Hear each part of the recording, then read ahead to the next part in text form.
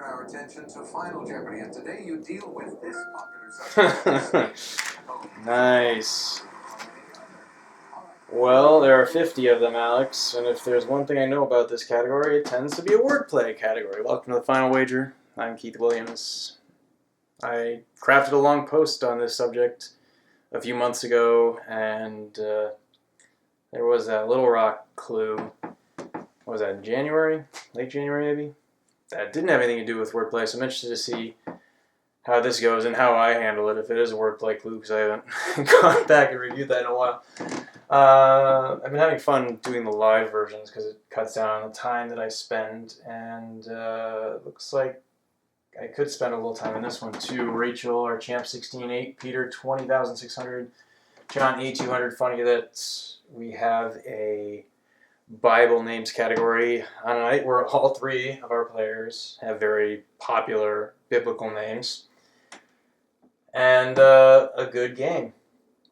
A lot of fun to watch everyone, especially Peter when he forgot to buzz in the first round. Whoops, that happens sometimes. Rachel doubles up, she got 33.6, so it's going to be 13,000 out of Peter. If he is wrong, he's going to have 7,600 left, so that means at most 600 out of John, and that's going to lead some mind games for Rachel. I'm not even going to bother with it right now, because she's going to be capped by John. Oh, if John doubles up, you have 16.4, which means that Rachel... Okay, here we go. That last miss really cost him. J6. The new J6 is here. Everybody celebrate. I have no idea what the difference is. 8,800 if John goes for the 600 amount. So Rachel could wager up to 8,000. And if Rachel goes for this 400 amount, then she'll have 17.2. So Peter could wager at most 3,400. That wouldn't be a bad wager here. If he thinks that Rachel is going to be a little reticent here with state capitals, although state capitals, everyone thinks they know all the state capitals, but as I said, wordplay can be tricky. So if Rachel does go for this 400, John is basically screwed. I guess I could see Rachel going for at least what's 3,400 difference, and they're separated by 3,800, so 7,600. Well, I'd go 7,600.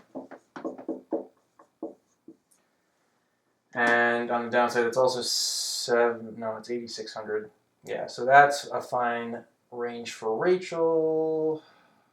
3,400 is fine there.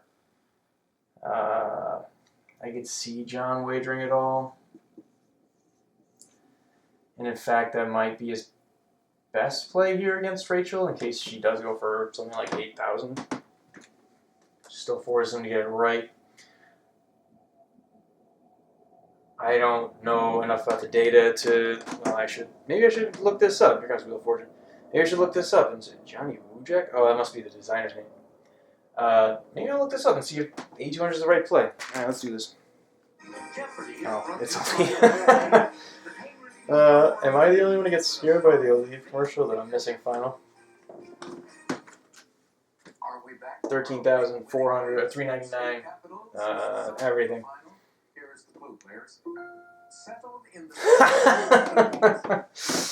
Yeah.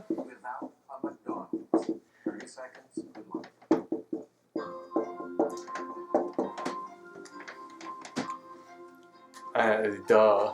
For me, anyway. There is one just outside the city in East Montpelier, just over the line, so technically they can still claim they don't have a McDonald's. I don't know what the teaser is here, if you don't know that fact offhand. 1780s, well, Vermont became a state in 1791, so if you know that fact, that might be helpful. John obviously has an inkling here. It's a small state capital. So we start with you, John. Oh, yeah, I guess. Down your response rather quickly, I thought. You wrote down what is Montpelier, Vermont. You're right. And your wager.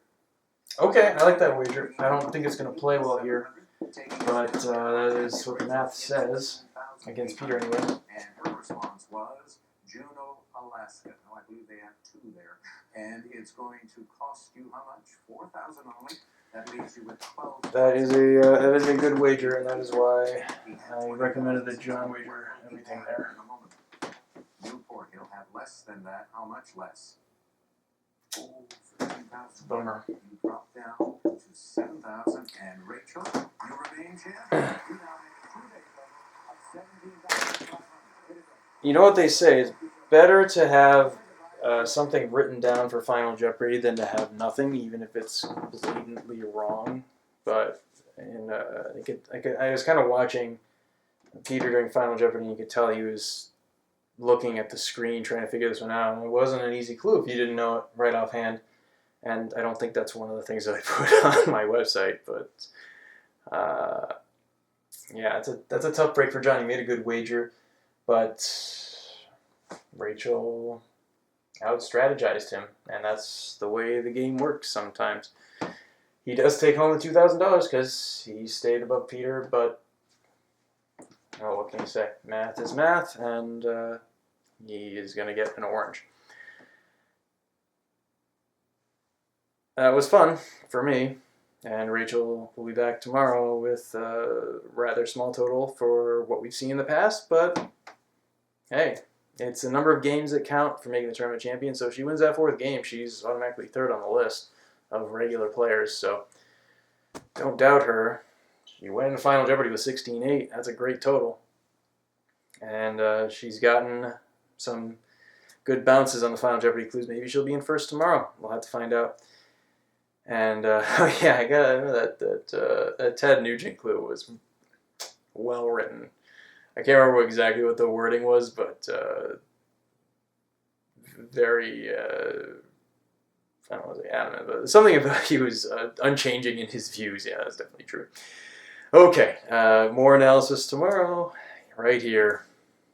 See you then on the Final Wager.